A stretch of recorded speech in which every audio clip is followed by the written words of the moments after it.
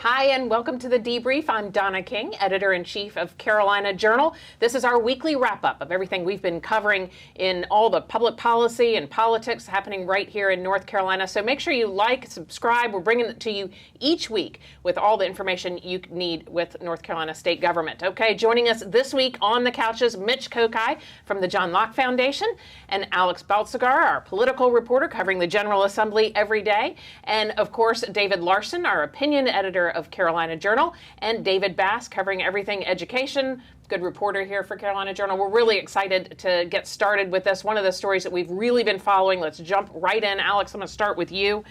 This week, sports wagering passing the state legislature. What do you think? What's the House going to do now? So Speaker Moore just announced that they are going to concur with the Senate's version. The Senate had made some changes to the original version of sports betting, the sports betting bill that they had passed. But Speaker Moore said they're just going to vote to concur, because otherwise they would have to go to conference committee. Okay. They'd have to work out the differences and negotiate. Sure. Some stuff that they wanted might get thrown out completely. So he just said they're going to vote to concur. What's the top lines on this? The tax rate looks like it jumped to 18%. What else do we need to know about it that you can think of? Yeah, so it legalizes sports betting in North Carolina, Okay. which is brand new. As a lot of people know, and this was an argument from a lot of the proponents, sports betting was already going on in North Carolina online. Mm-hmm. It's just a little bit hard to track that down and for law enforcement to do anything about it. So it was already going on to some extent. This legalizes it and taxes it. And I heard some conversation about geofilters or something to figure out when people are doing it, just so that nobody can sneak under the radar. It also legalizes horse racing in North Carolina, which is interesting. I thought that was going to be stripped out by one of the committees. Very interesting. Okay, so Tim Moore, we have a comment from him. He was one of the sponsors of this bill. He was carrying it through the Senate. He acknowledged that there's some concerns about people who might develop a gambling addiction in this bill, but he says this is the time to do it in North Carolina. Let's hear what he had to say. The finance package that comes along with the bill is very solid and very meaningful, and it means a lot to our smaller universities, as well as provides money for those folks that will undoubtedly incur a gambling addiction because of what we do. But I feel comfortable that the steps that we're taking are the appropriate steps that allow us to effectively manage this. All right, that was Tim Moffitt of Henderson County. Mitch, tell me, this has been a long time coming. We've seen this a lot. Jason Sain really pushing forward over the last few years. Yeah, this has been something that's been in the works for a while. And in fact, during the last session of the General Assembly, it almost went forward, not the horse racing piece, but the sports betting. And it was kind of an odd situation because the bill passed through the state Senate, got over to the House. The House was only going to be able to pass it if they made some changes, so they had to tie the original bill to another bill. They put both bills on the floor. One of them passed by a vote, and one of them ended up failing by a vote. Right. So the effort did not quite make it past the finish line, no pun intended. Right. But this time around, basically, I think the organizers had a little bit better idea of what they needed to do to get this thing moving. And to me, one of the most interesting pieces of this is, unlike some other legislation we talk about a lot, this is not an R versus D, conservative versus liberal issue. The breakdown within the Republican Party is quite interesting. You see in both the House and the Senate, the votes on this were Democrats much more overwhelmingly in favor of this than on the Republican side. More dissent in both the House and the Senate among Republicans. Sure. So is there any sense of whether, do you have any sense of whether Governor Cooper might approve of this, might sign it? Because it looked like they had about 11 Democrats in the Senate voting for it. Yeah, I mean, it seems likely that he would. And to Mitch's point, though, it is interesting to see that breakdown, because it's it's unusual to see situations where the Republican caucus is not united on something like this. So it's interesting to see how that splits down on this particular Sure. Well, issue. one way they may have gotten them united, David Larson, there's about 10 schools that are going to get some money out of the revenue that comes from this tax. So I think we have a list of those schools there. Do you think this made a difference when they were trying to, whip up the votes? I think it probably did. You see some of them are HBCUs, and that might have helped some just in certain districts. But that was a big part in getting the education lottery to pass, Sure. and the getting funding, calling it the education lottery, and justifying it a little bit by saying that this will bring funding towards North Carolina institutions. I think can go a long way with that. Right. I'd be curious to see what these numbers look like, because these licenses will be like $1 million, right? Yeah, for the main franchises, they definitely have several different licenses that are built in here. But for to have the book Right. or the lounge or whatever the Sure. main place, you're going to have to shell $1 million. To me, one of the interesting pieces about this, in addition to the division, is it seems like the division among the Republicans is a little bit less than last time around. I think when the bill originally passed the Senate in the last session, there were actually a majority of Republicans in the Senate who voted against it. And leaders were in favor of it, and they had enough Democrats to be able to pass it. This time around, even though there was still a split, there was still a substantial majority of Republicans on both sides, House and Senate, who were for it. Very interesting. So sports wagering now, who'd have thought? Is medical marijuana next, Alex? Medical marijuana appears to be next. Okay. Where does it stand now?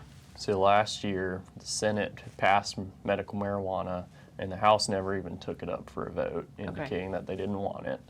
This year, that has changed. So I think behind the scenes, the Senate was kind of holding up some House bills that the House really wanted. Right. And so it put some pressure on the House to take up this bill because Senate Rules Chairman, the Senate Rules Chairman is a very powerful guy, and he can hold up bills and not let them hit the Senate floor. And So he's the main sponsor of this bill. Yes, sir. Right. So Bill Rabin, who's from Brunswick County, is behind it. But the House, they have not technically moved on it yet. But Okay. what they did was they introduced the bill into committee to hear it. And so they debated it and talked about it. So that's a sign. That's that- a yeah. sign that it's going to begin to move. Okay. But it has not moved yet. So they may slow roll it here, get some House bills every time Right. they move it. We'll see what happens. Sure. So David Larson, we talked about this last week, Reefer Madness, right? Some things we need to be thinking about. Last session, I think the House said, look, we'll do something. If the FDA approves it, then it'll automatically become law in North Carolina, and that just didn't cut it, I think, from what the senator's supporters thought. What do you think? Yeah, it does seem like it's more of a limited bill. So in my piece, I was tried to make that clear that it's not a legalization of marijuana. It's a very limited. There's certain medical conditions that it can treat, and I think Bill Rabin, the Senate sponsor, Rules Chair, was a cancer survivor, and I think he insinuated that was something that can help with cancer. Sure. So I think it's as a limited thing, but just keeping in mind, keeping clear that there's a broader push to then decriminalize, maybe eventually legalize, and this could be a step along that path. And there are some mental health concerns. One of the things that is on there is PTSD. Right. And it says there won't be a requirement to prove a traumatic event in that. I saw that. I don't know if that's going to remain in there, but I thought there were Right. some questions about with mental health that a condition like PTSD, it might actually hurt more than harm.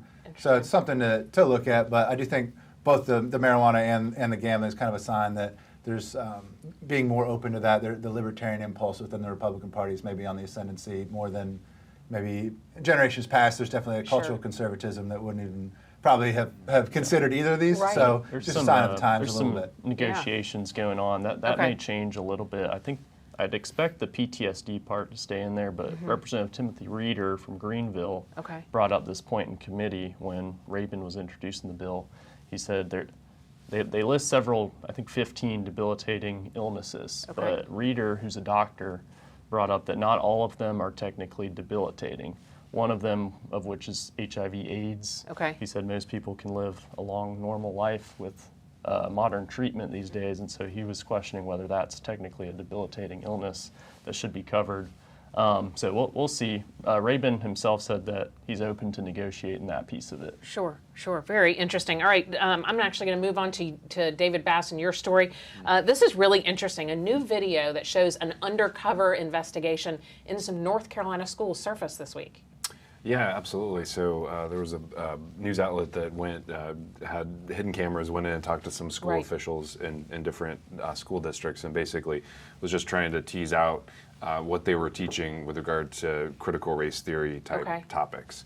And what they found was that the school personnel were pretty open about some of those issues with diversity, equity, inclusion, and white privilege, and all those sorts of things, in a way that it wasn't necessarily over the top, but it definitely indicated that they were very comfortable with those concepts, that they were teaching those concepts in the school. And it kind of goes back to legislation that the General Assembly's been considering that would ban a lot of that type of discussion or topics in the schools, or at least prevent it from being taught exclusively. Sure. So that investigation was from Accuracy in Media. We have some clips of what they pushed out this week on that investigation, those undercover camera into some North Carolina schools. We're not banning books. We're not doing those kinds of things. So you could talk about like systemic racism and social justice and things like that. Absolutely. We definitely have things that we can talk about that. My wife teaches at Jefferson Elementary. Okay. Another one that is she's a 5th grade teacher, and she's always talking about like, if I taught in Texas, I'd be fired. What was that? If I taught in Texas, I'd be fired. Right. Why? So it's not. I get it. What is she teaching that she can't teach here, but like in Texas she'd be? I mean, just you mentioned it, white privilege, historical, racial inequities, different things like that. We haven't had any major complaints about what's being taught with those things at the current moment. We have friends who are educators, and like what you said about wording totally rings true, because like one of them told us, instead of calling it privilege, what does he call it? Circumstance. Yes. Yeah. It's wording, because if in this area you say privilege, it does immediately give some people that negative feeling. We're not banning. I think this is really interesting because it sounds like they're talking about they're avoiding trigger words, but the concepts are still there.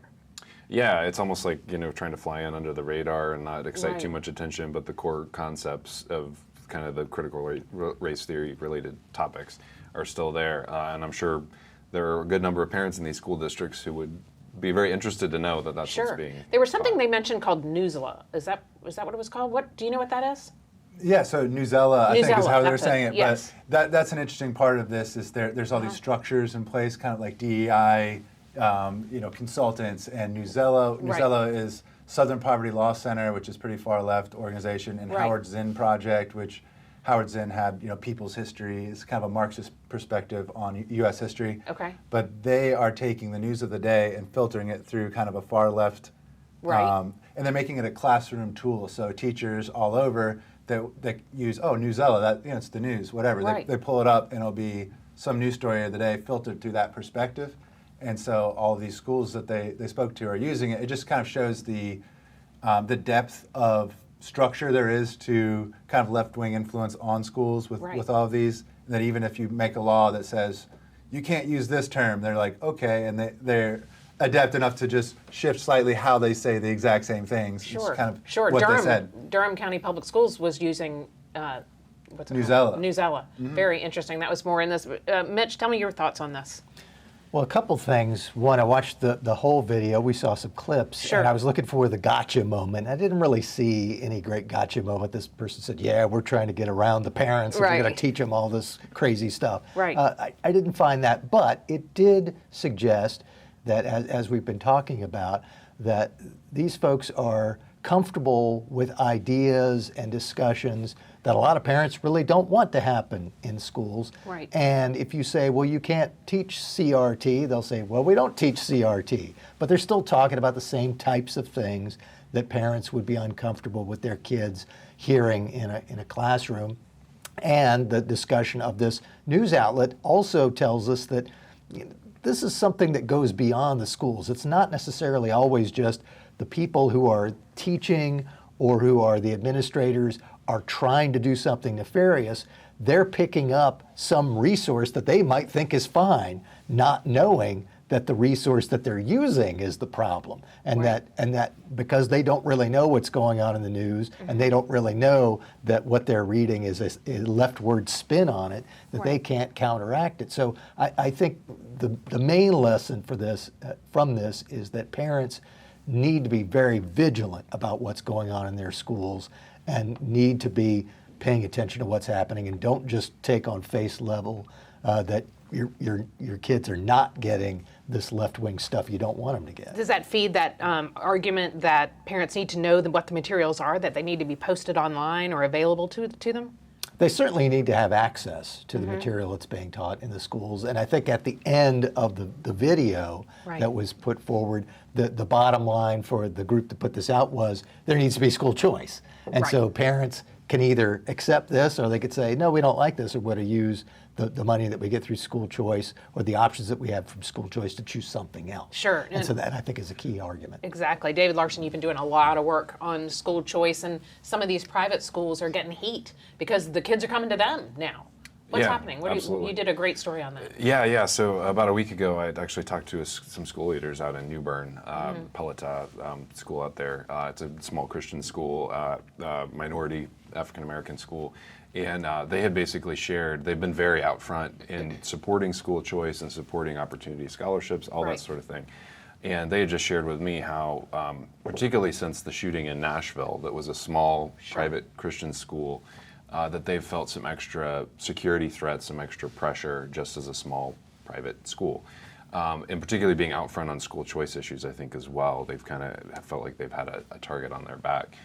It's been very interesting because you have seen this kind of coordinated effort among anti-school choice people to specifically call out certain schools and say, taxpayer money is going to this school. It's a religious school. It's teaching kids to believe in God, all this sort of thing. Sure. I think that's our tweet of the week, actually, because there was a tweet like that out this week. Yeah, this is one example just of what's been going on with that. One interesting thing, though, is I find it fascinating that there are, predominantly the smaller private schools across the state are Christian. There are also a lot of Jewish private schools, Muslim private schools that also get opportunity scholarship students. And then there are also secular private schools that have opportunity scholarships.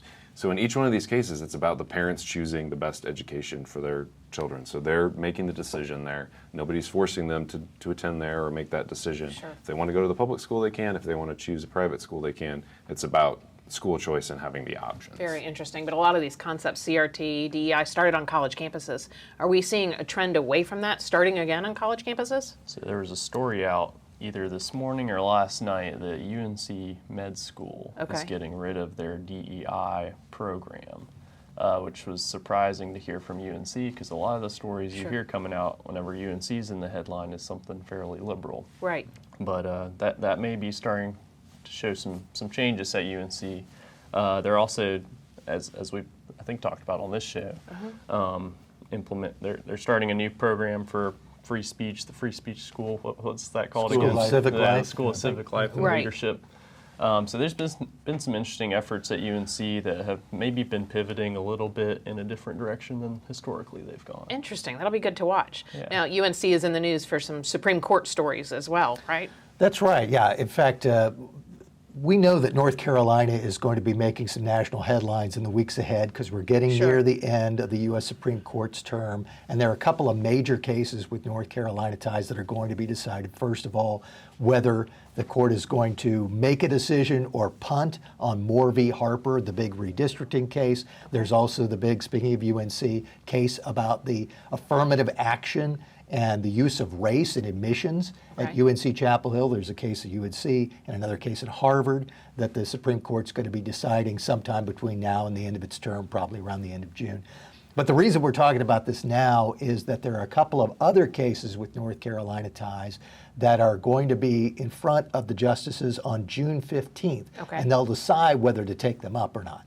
If they end up taking them up, they'll hear the arguments next fall and probably make a decision sometime next spring or even into June. The two cases that are on their calendar for a conference discussion about whether to take them up, one is called Diaz-Thomas versus North Carolina, and it deals with driving while impaired cases. There is a rule in North Carolina that says if you are a DWI suspect and you have a court date and you miss the court date, the prosecutor can call for what's known as a dismissal with leave. And it sounds like the case is being dismissed, but what really happens is they just take it off the calendar and only the DA can put it back on the calendar. And the argument in this case is that what DAs are doing is once they remove the calendar case from the calendar, they won't put it back on until the person pleads guilty and says that they'll give up their right to appeal. Wow. And basically the argument that's before the Supreme Court is this is something that is defying a 1967 U.S. Supreme Court precedent. You shouldn't allow these prosecutors to be able to deal with the defendants that way. So that's one case the Supreme Court may take up that deals with a North Carolina law. The other is a case that deals with our North Carolina Department of Revenue. And it involves a company out of Wisconsin called Quad Graphics. Quad Graphics is in Wisconsin. It has North Carolina customers, but all the sales take place outside of North Carolina. They're done probably mainly online. Sure. All of the transactions are done outside of North Carolina. The only thing that involves North Carolina is from Wisconsin, something is mailed or sent by FedEx or UPS, whatever the carrier is, to North Carolina.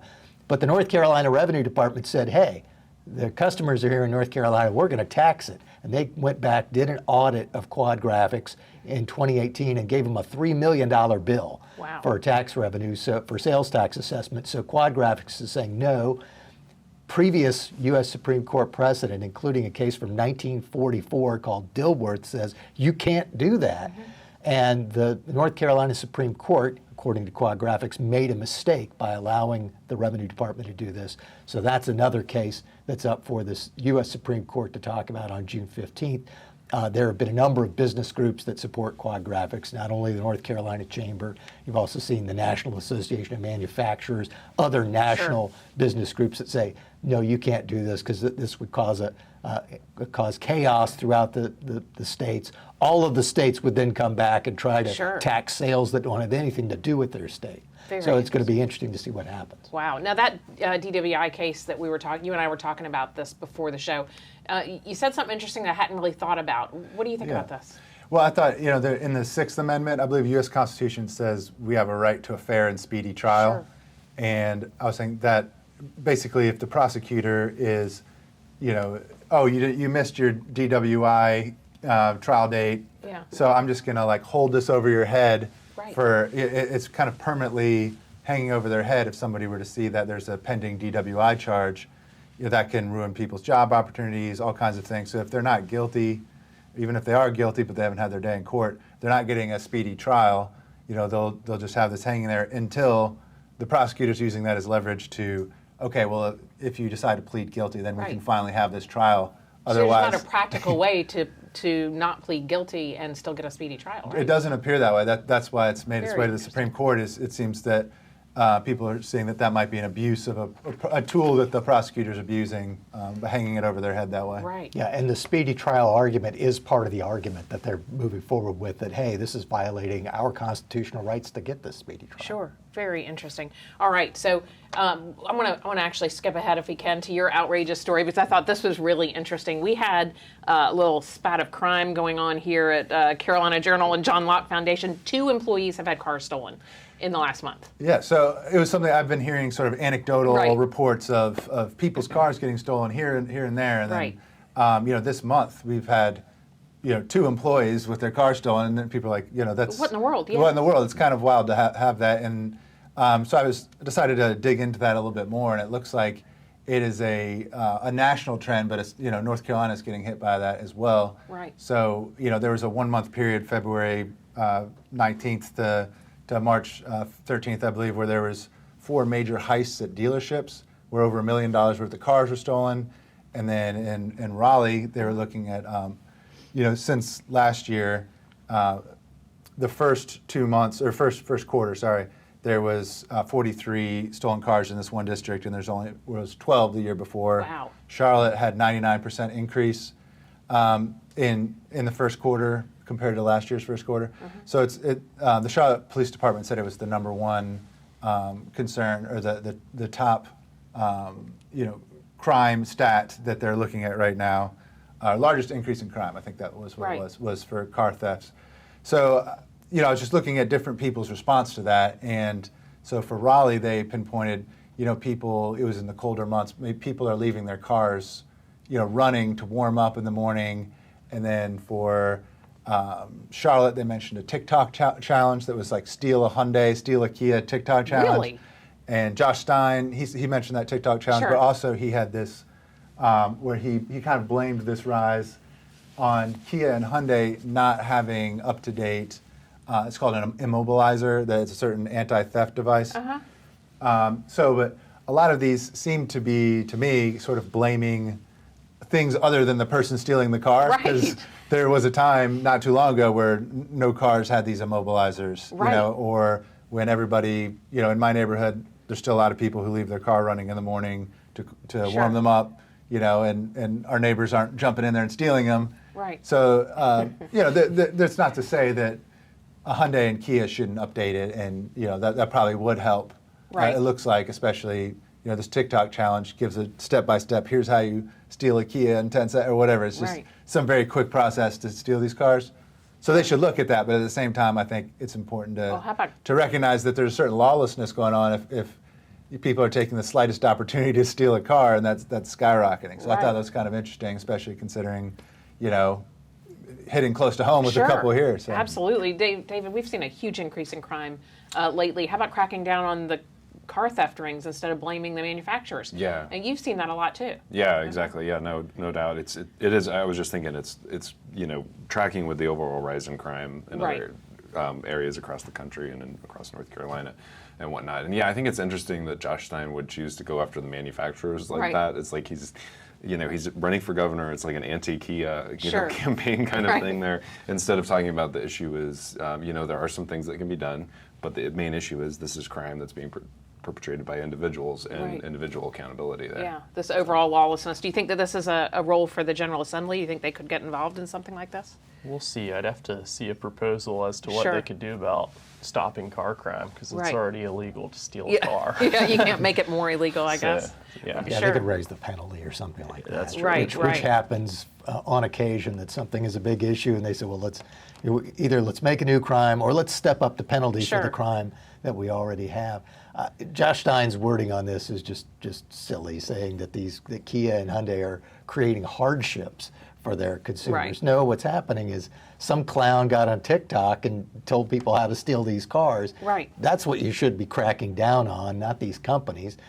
They probably should go back now and make it harder to steal their cars.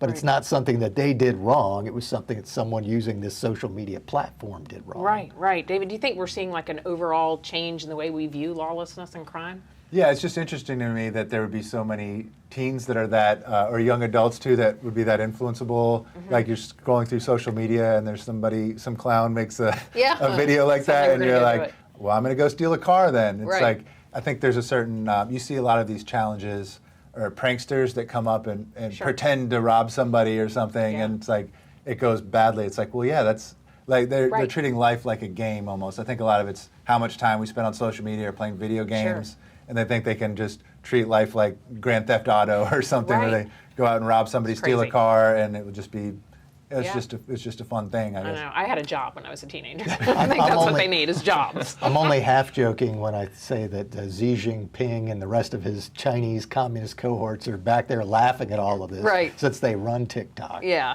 that's true. All right, well, good. Thank you. Great discussion today. I appreciate everybody. And thank you for paying attention, watching with us. Make sure you like and subscribe. We're going to bring it to you every week, all the stories that we're covering here at Carolina Journal. Have a great weekend.